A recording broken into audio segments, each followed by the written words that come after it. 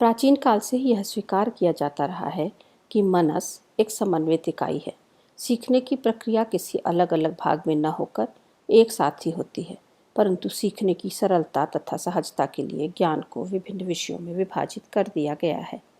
Herbert ने सर्वप्रथम इस विषय पर अपना मत दिया था कि किसी भी विषय को पढ़ाने के लिए विधि का महत्वपूर्ण स्थान होता है। हर्बर्ट वैज्ञानिक प्रकृति के समर्थक थे। उनका मानना था कि विषयों में यदि सहसंबंध हो तो संपूर्ण मनस का विकास यथोचित होता है। शिक्षण में पाठ्यवस्तु की व्यापकता तथा बोधगम्यता का भी विशेष महत्व है। यदि हिंदी शिक्षण में इस सहसंबंध को अन्य विषयों के साथ जोड़ा जाए तो यह अत्यंत रोचक ही नहीं, अनिवार्य भी प्रतीत होता है। हिंदी की विषय वस्तु में सामाजिक, धार्मिक, आर्थिक तथा सांस्कृतिक परिस्थितियों का अध्ययन किया जाता है। एक अध्यापक को हिंदी भाषा के साथ सहसंबंध स्थापित करने में कुछ विशेष सिद्धांतों का ध्यान देना चाहिए, जैसे ज्ञान की व्यापकता का सिद्धांत। अन्य विषयों से संबंध स्थापित करते हुए पढ़ाने से पाठ्यवस्तु का बोध व्यापक रूप से होता है। विधियों तथा विषयों की विभिन्नता होते हुए भी ज्ञान की एकता अंतर्निहित होती है, अतः इससे ज्ञान व्यापक रूप में प्राप्त होता है। दूसरा, ज्ञान की व्यावहारिकता का सिद्धांत। हिंदी शिक्षण मात्र सूचना स्तर तक ही सीमित नहीं, वरन व्यवहार परिवर्तन पर भी ध्यान देता है। हिंदी की पाठ्यवस्तु को जीवन की अन्य क्रियाओं से संबंध स्थापित कर अध्यापन करना चाहिए, क्योंकि किसी भी विषय का विद्यार्थियों के जीवन में अत्यंत महत्वपूर्ण योगदान होता है। तीसरा सिद्धांत समय की बचत का सिद्धांत है। कम समय में अधिक पाठ्यवस्तु को व्यापक रूप से प्रस्तुत किया जा सकता है, अर्थात हम विभिन्न विषयों का जब सहसंयोजन भाषा के साथ करते हैं तो हम पाठ्यवस्तु को अधिक व्यापक रूप से अध्यापन करने में सक्षम होते हैं। चौथा, विषय की रोचकता का सिद्धांत। छात्रों की रुचियों एवं स्वाभाविक प्रवृत्तियों का विकास इसके माध्यम से होता है। छात्रों में अंतर्दृष्टि का विकास होता है। एक विषय को समझने में दूसरे विषय की सहायता भी इसी प्रकार से ली जा सकती है। अब हम सहसंबंध स्थापित करने की विधियों की बात करते हैं। सहसंबंध स्थापित करने की दो विधि है, लंबवत तथा समानांतर। जब हम हिंदी को उपविषय के रूप में अध्ययन करते हैं या अध्यापन करते हैं तो वह हिंदी का अन्य विषयों के साथ लंबवत सहसंबंध के रूप में सामने आता है, तथा जब हम हिंदी को अन्य विषयों के साथ प्रसंगों के माध्यम से जोड़कर अध्यापन करते हैं तो वह समानांतर सहसंबंध सामने दिखता है। समानांतर सहसंबंध दो प्रकार से स्थापित होता है, पहला आकस्मिक, दूसरा प्रायोजित।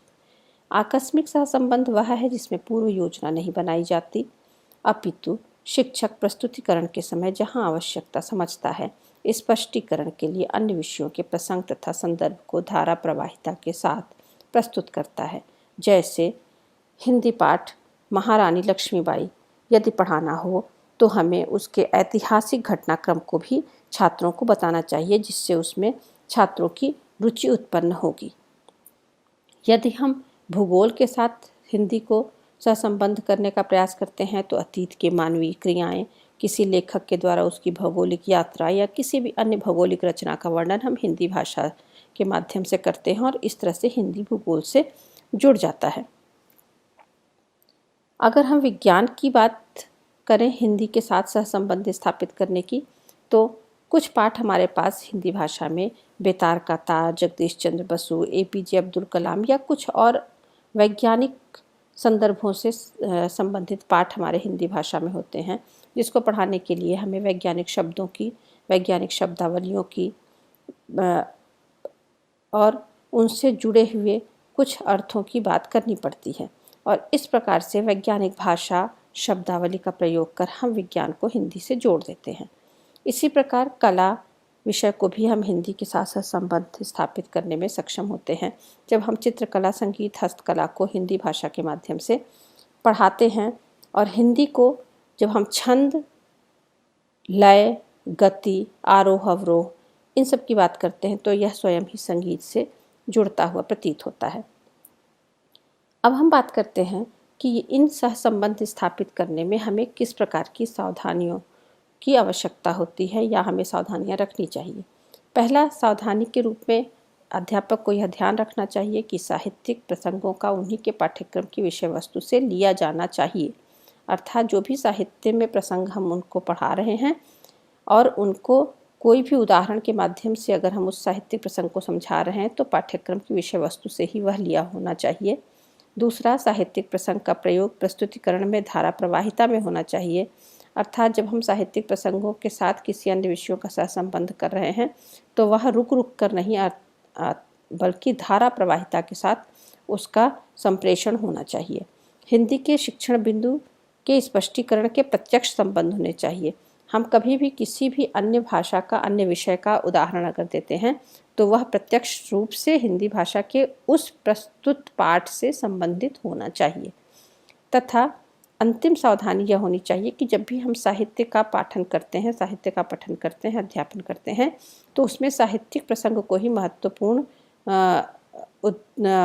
रखना चाहिए। उसका उद्देश्य यह हो कि साहित्यिक प्रसंग ही महत्वपूर्ण हो, न कि अन्य विषय या अन्य विषयों की शब्दावलियाँ।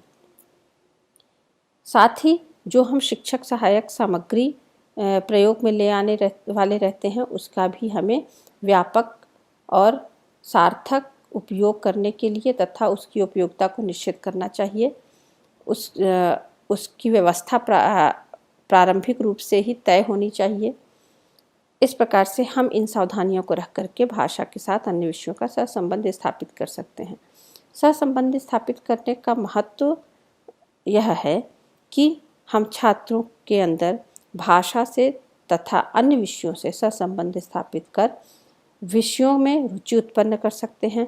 एक विषय के माध्यम से दूसरे विषय में रुचि उत्पन्न कर सकते हैं। जैसे भाषा के माध्यम से हम विज्ञान में रुचि कर सकते हैं। अगर विज्ञान का बच्चा है तो हम विज्ञान के माध्यम से भाषा को अगर देखेंगे तो भी बच्चे में रुचि उत्पन्न हो जाएगी, क्योंकि हम उनके उदाहरणों के माध्यम से उसको समझाएंगे। दूसरा, छात्रों में जो संकीर्णता का बोध होता है, भाषाई या विषयी संकीर्णता का बोध होता है, उसको भी हम इसके माध्यम से दूर करने में सफल होते हैं। इस प्रकार आज हमने भाषा का, हिंदी भाषा का अन्य विषयों के साथ सहसंबंध विषय को पढ़ा।